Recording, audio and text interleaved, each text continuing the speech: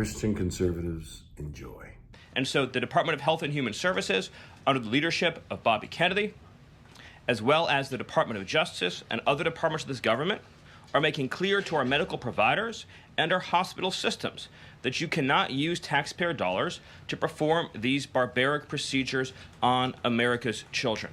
And HHS has systematically updated and eliminated all of the junk, fake science that was produced under the Biden administration promoting sex changes on children, promoting the idea of sterilizing children. That's been cleaned out. That's been removed, and new guidance is being issued to doctors and hospitals advising them that they cannot perform these horrifying procedures, these irreversible procedures on our nation's children.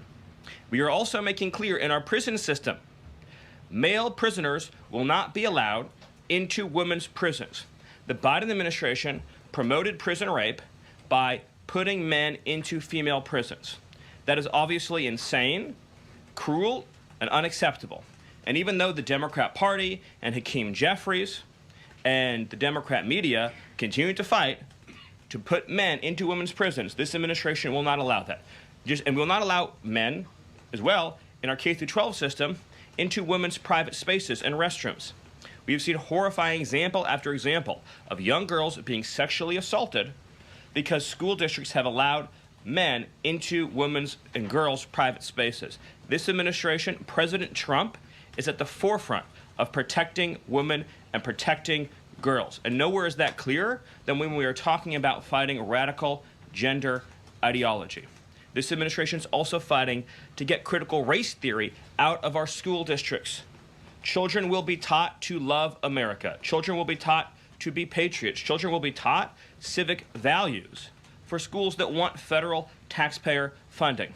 So as we close the Department of Education and we provide funding to states, we are going to make sure that these funds are not being used to promote communist ideology. For any nation to be successful, it cannot teach its children to hate themselves and to hate their country.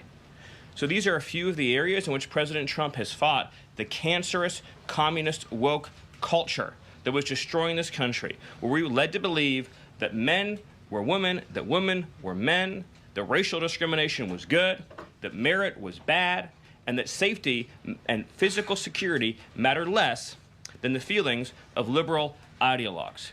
The president has also fought to return the Department of Justice to its core mission of protecting public safety and locking up violent criminals, instead of using the Department of Justice to target conservatives, to target Christians, to target people of faith.